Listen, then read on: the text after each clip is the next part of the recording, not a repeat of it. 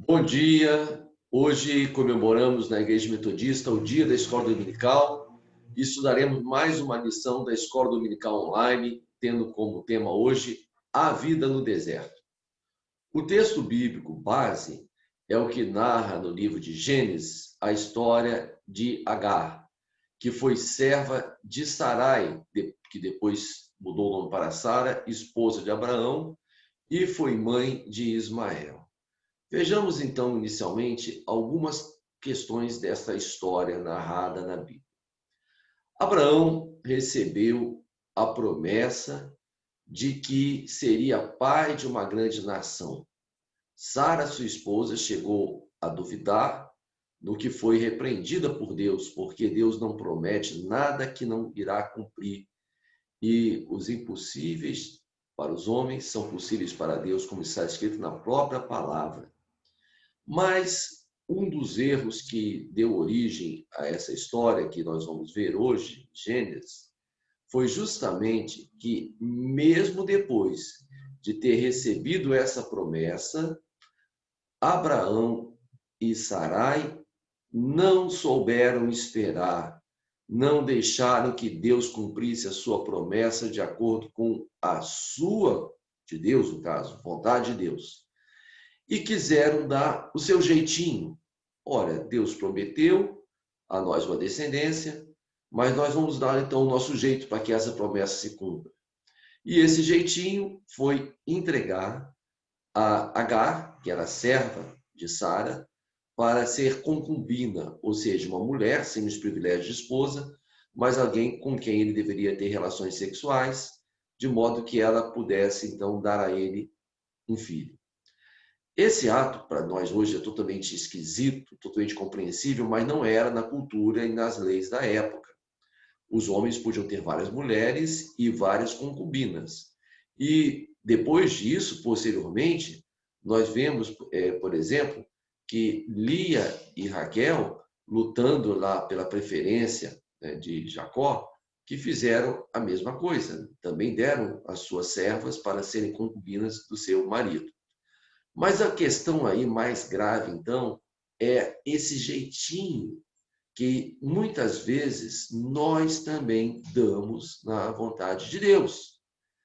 Ou seja, Deus faz uma promessa e a gente não tem a paciência necessária ou a confiança necessária para esperar que essa promessa se cumpra. E o que aconteceu além desse erro inicial? Agar não cumpriu a sua parte da maneira como tinha sido combinada. Por quê? Porque aquele filho era, na verdade, para ser considerado filho de Sarai. Ela estava apenas, na linguagem de hoje, uma barriga de aluguel, vamos dizer assim. E Sarai, por sua vez, se deixou arder por um sentimento que é um sentimento muito ruim, que é um sentimento considerado, lá na famosa lista que Paulo apresenta, como uma das obras da carne, que é o sentimento de ciúme, de inveja de Sarai, de Agar. E isso, então, ocasiona uma situação de tensão insuportável que acaba causando o rompimento daquela família e a expulsão de Agar para o deserto. O que, na verdade, vai acontecer duas vezes, como a gente vê na história dela. Então, os erros foram tanto de Abraão, que não esperou o momento certo para que Deus cumprisse a sua promessa da forma que Deus faria, de Sara, que teve inveja, que ficou incomodada, e ela que deu essa solução. E mesmo assim, depois teve inveja e ficou incomodado com Agar. E da própria Agar, que de alguma maneira, pelo que a Bíblia narra, ela fez coisas que intimidaram ou que, de alguma forma, se mostrou soberba diante da situação. Então, todos erram. A gente muitas vezes tem uma tendência a apontar mocinhos e bandidos, pessoas. Olha, todos nós, ainda que sejamos cristãos, podemos errar como eles três erraram nessa situação. Agora, Agar, ela foi a mais prejudicada por esse erro, não há nenhuma dúvida em relação a isso. E por que ela foi a mais prejudicada? Justamente porque ela era a mais frágil socialmente. Primeira coisa, Agar era mulher, numa época em que a mulher não tinha valor algum. A mulher era sempre como se fosse um anexo, dependente de algum homem. O pai, quando solteira, o marido, quando casada, e depois, se viúva, o filho. A mulher não tinha valor nenhum. Além disso, ela era uma serva, era uma escrava. Então, socialmente, ela era realmente muito frágil, muito prejudicada. E o que nós vemos hoje é que existem muitas pessoas igual a Agar. As mulheres continuam sendo objeto de preconceitos, de uso de acordo com a vontade de outras pessoas. Quantas mulheres são objeto apenas sexual de homens e de indústrias pornográficas? Quantas mulheres são abandonadas? Quantas mulheres se veem na contingência como Agar de ter que criar filhos sem ter de onde tirar seu sustento, sendo realmente desvalidas? Mas não só mulheres, né? Homens também, todas as pessoas podem estar em situações de abandono, de dificuldades severas, como a gente viu em relação à história de Agar, que simboliza, então, aqueles e aquelas despossuídos e despossuídas que se veem muitas vezes em um deserto. E o deserto para onde Agar teve que ir, ele é carregado de muita simbologia no contexto da Bíblia. De um lado, o deserto, obviamente, ele representa a escassez, a provação.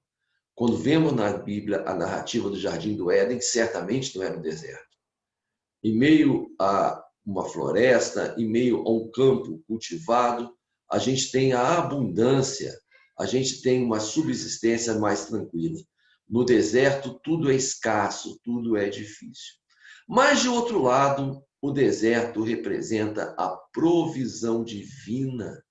A fragilidade humana, ela fica mais revelada quando a gente passa por um deserto. Você se sente realmente ali pequeno, incapaz de sozinho garantir a sua própria sobrevivência. E na Bíblia há muitos exemplos disso.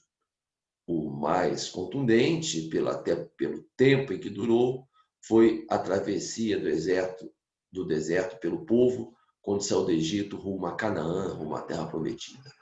Mas o próprio Jesus, ele tentado no deserto, e no final nós vemos que em ambos os casos o povo alcançou a Terra Prometida e Jesus, depois de recusar as ofertas do diabo, né, as tentações, ele foi servido pelos anjos. Mas o deserto, então, faz parte da vida de todos nós em algum momento, ou em alguns momentos. São etapas desafiadoras da nossa vida. E uma coisa também que eu queria destacar é que não necessariamente o deserto é um local externo a nós.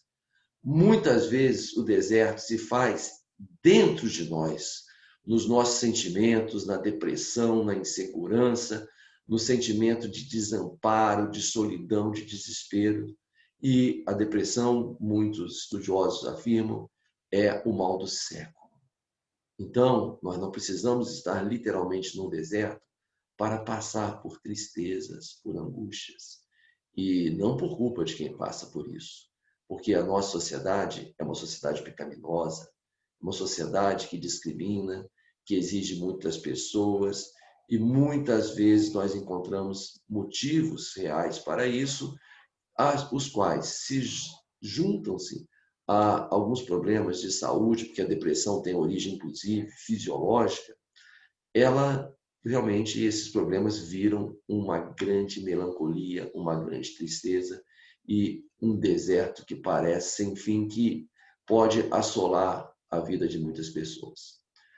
Eu peguei aqui do cancioneiro popular, do cantor Djavan, um pedaço da sua música Esquinas, onde ele fala que só ele sabe os desertos que atravessou. E cada um de nós sabe melhor do que qualquer outra pessoa que deserto que a gente está atravessando em algumas fases da nossa vida. Como é importante, então, compreender que o outro, assim como nós, ele pode estar nesse momento de travessia de um deserto, para que possamos ser solidários a essa pessoa. Mas outra parte dessa música, dessa letra, que eu acho bem interessante, fala o que é morrer de sede em frente ao mar. E isso pode ser uma metáfora, pode ser um símbolo da pessoa que está diante de uma situação onde parece haver muita alegria, muita prosperidade, onde outras pessoas estão bem, onde há uma grande promessa, mas a pessoa não consegue se apropriar, porque assim é a água do mar. Você, se estiver em frente ao mar sem água doce para beber, não vai adiantar aquele mar tão lindo na sua frente. Mas o que Deus quer na vida de cada um de nós é transformar a nossa passagem pelo deserto em bênção. A própria água do mar, ela pode ser transformada em potável. O país Israel contemporâneo, Israel de hoje, eles usam muita água do mar para beber, para todos, porque eles dessalinizam, tiram o sal da água do mar, tem tecnologia para isso. E Deus é aquele que vai nos proporcionar condições para atravessar qualquer deserto e para tornar boas as águas que aparentemente não servem para nada, como inclusive em tantas passagens da Bíblia, como a passagem do profeta Eliseu, que purificou as águas, nós vimos na lição passada, com a passagem de Moisés também com as águas no deserto. Deus quer nos dar condições para que nós possamos viver não eternamente em desertos dentro de nós, mas em paz, em sentimento de harmonia com Ele, com as pessoas e conosco mesmo. Para isso, precisamos orar, precisamos buscar mais a comunhão com Deus, precisamos nos apiedar daqueles e daquelas que estão atravessando seus desertos e precisamos combater as estruturas sociais injustas, os preconceitos, as injustiças que levam muitos a ter que ir para o deserto, como foi o caso de Agar. Não foi uma escolha dela, foi uma imposição de uma circunstância injusta a que ela foi submetida. Que Deus nos abençoe sempre, que tenhamos um ótimo domingo e que a cada dia possamos ser solidários com todos que precisam do nosso amor e confiante que Ele, o nosso Pai Celestial, está conosco e que nenhum deserto é maior que o amor dele. Amém.